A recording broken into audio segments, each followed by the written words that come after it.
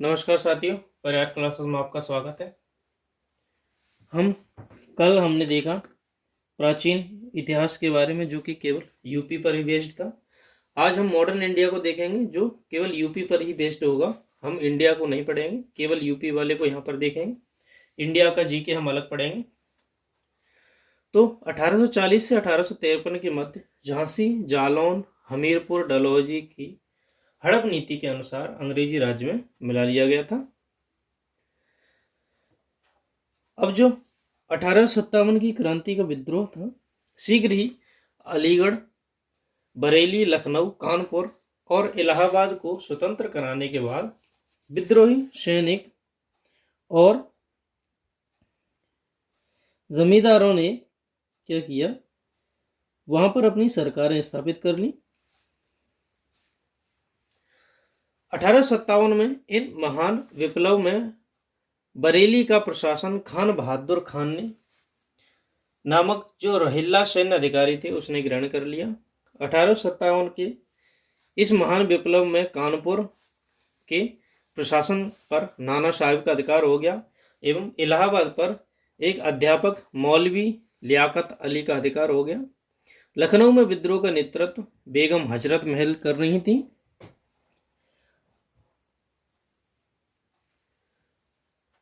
1857 के विद्रोह के जो मुख्य योद्धा थे वे थे तात्या टोपे। झांसी में विद्रोह का नेतृत्व महारानी लक्ष्मीबाई ने किया था। इस विद्रोह के दमन में जो जनरल हीरोज को सक्रिय किया गया। 1 नवंबर 1858 को एक शाही घोषणा के द्वारा सत्ता को ईस्ट इंडिया कंपनी से हटकर महारानी विक्टोरिया के हाथों में आ गई। यानी कि जो 1857 क्रांति थी उसके बाद से ही जो भारत का शासन था वह ईस्ट इंडिया कंपनी के हाथों से हट करके चला गया, जो महारानी विक्टोरिया थी उनके हाथों में। 1858 में दिल्ली डिवीजन को उत्तर पश्चिमी प्रदेश में से अलग करके प्रदेश की राजधानी आगरा से इलाहाबाद स्थानांतरित कर दी गई, यानी कि अब स्थानों को परिवर्तन कर दिया गया। 1872 में उत्तर पश्चिमी प्रदेश के लेफ्टिनेंट गवर्नर का पद एवं अवध के चीफ कमिश्नर का पद एक कर दिया गया, यानी कि जो गवर्नर लेफ्टिनेंट गवर्नर जनरल होगा और चीफ कमिश्नर होगा उन दोनों को एक कर दिया गया एवं इस क्षेत्र को उत्तर पश्चिमी प्रदेश आगरा व अवध प्रांत कहा जाने लगा। 2 नाम दे दिए, उन नामों को जोड़ दिया। 1902 में इसे आगरा और अवध संयुक्त प्रांत के नाम से जाना जाने लगा। सन 1923 में चित्तरंजन दास एवं मोतीलाल नेहरू ने इलाहाबाद में स्वराज पार्टी की स्थापना की तथा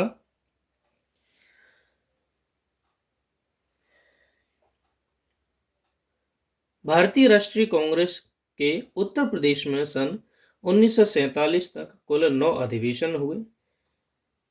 5 फरवरी 1992 में गोरखपुर स्थित चोरा चोरी नामक स्थान पर भीड़ ने क्या किया, जो गांधी जी के आंदोलन चल रहे थे वहां पर पुलिस स्टेशन को घेर लिया, जिसमें 22 पुलिसकर्मियों की हत्या कर दी गई। उपरोक्त घटना से गांधी जी परेशान हो गए और 12 फरवरी 1922 को समय से पहले ही असहयोग आंदोलन को गांधी जी ने वापस ले लिया। तो चोरा चोरी हत्याकांड कब हुआ, डेट याद रखनी है, ये रही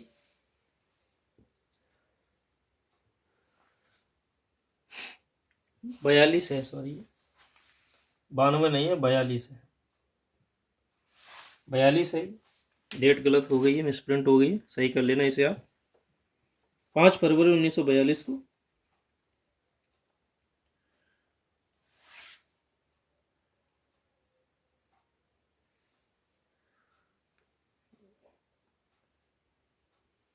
तिथि शायद कुछ गलत हो गई यहाँ पे।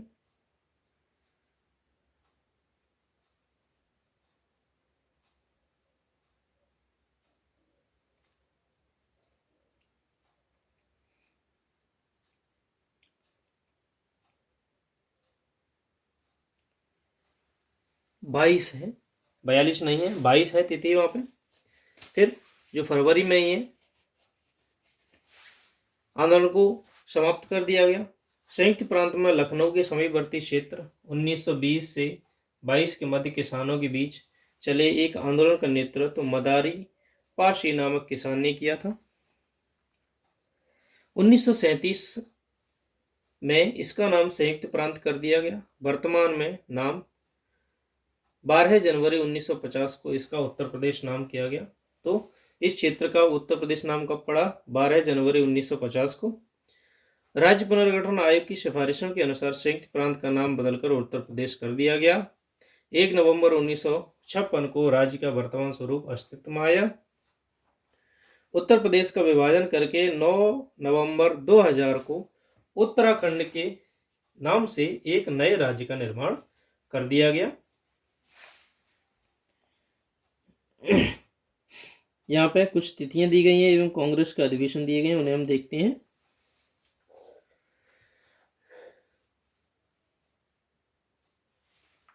1888 में इलाहाबाद में किया गया था, जिसके अध्यक्ष थे जॉर्ज यूल। 1892 में इलाहाबाद अधिवेशन, अध्यक्ष जरूरी नहीं है, हमें याद रखनी है अधिवेशन कितने हुए और कब कब कहाँ पर हुए और कहाँ पर नहीं हुए। 1910 का इलाहाबाद में हुआ।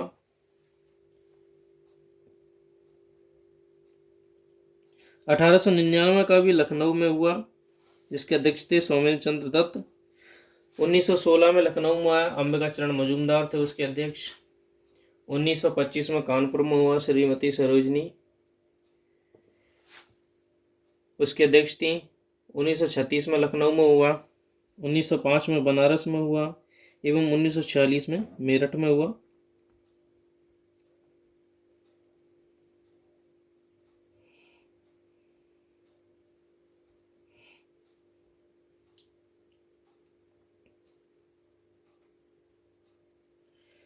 ये उत्तर प्रदेश में एवं दिल्ली के कुछ प्रभुत्वशाली राजवंश हैं जिनके हम नाम देख रहे हैं, उनके संस्थापक देखेंगे। जैसे पहले थे गुलाम वंश। गुलाम वंश की स्थापना की कुतुबुद्दीन ऐबक ने। खिलजी वंश की स्थापना की फिरोज खिलजी ने। तुगलक वंश की स्थापना की गियासुद्दीन तुगलक ने। सैयद वंश की स्थापना की खिजर खां ने। लोधी वंश की स्थापना की बहलोल लोधी ने। और मुगल वंश की स्थापना की बाबर ने। कुछ ऐतिहासिक युद्ध हैं जिन्हें हम देखेंगे आज। जैसे कि मेनंडर का युद्ध हुआ था 182 ईसा पूर्व। मेनंडर ने उत्तर प्रदेश की विजय के दौरान मथुरा पर अधिकार कर लिया था। चंदावर का युद्ध हुआ 1194 में, मोहम्मद गौरी और कन्नौज के शासक जयचंद के बीच में होता, जिसमें जयचंद की मृत्यु हो गई थी। कलिंजर का युद्ध हुआ था 1202 से 1203 के बीच में। चंदेल शासक जो परमवर्दी देव एवं कुतुबुद्दीन ऐबक के मध्य युद्ध हुआ था, जिसमें परमवर्दी देव मारे गए थे। फिर हुआ था जौनपुर का युद्ध 1478 में, जिसमें बहलोल लोधी ने जौनपुर पर अधिकार कर लिया था। फिर हुआ खानवा का युद्ध 1527 में, जो कि बाबर एवं राणा सांगा के मध्य हुआ, जिसमें राणा सांगा की पराजय हो गई थी। फिर कलिंजर द्वितीय का युद्ध हुआ 1545 में, जिसमें शेर शाह सूरी विजय हो गया और मृत्यु हो गई उसकी। फिर आगरा द्वितीय युद्ध हुआ जो कि चला 2 साल तक, 1554 से 56। इस लंबे युद्ध में सिंहासन हुमायूं के अधिकार में आ गया। फिर बनारस का युद्ध हुआ 1780 में, राजा चेत सिंह एवं गवर्नर जनरल हेस्टिंग्स के मध्य हुआ, जिसमें राजा चेत सिंह को पराजय हो गई। फिर मथुरा युद्ध हुआ 1804 में, जिसमें मराठों और अंग्रेजों के मध्य युद्ध हुआ, जिसमें जनरल लेक पराजित हो गए और मथुरा के आसपास के क्षेत्र मराठों का अधिकार हो गया। फिर चिन्हाट का युद्ध हुआ। चिन्हाट 1857 में हुई। अवध की बेगम हजरत महल और अंग्रेजों के मध्य, जिसमें अंग्रेजों की विजय मिली और 6 सितंबर 1857 को अवध पर अंग्रेजों का अधिकार हो गया। तो आज की वीडियो में सिर्फ इतना ही। वीडियो को अंत तक देखने के लिए धन्यवाद। Thank you.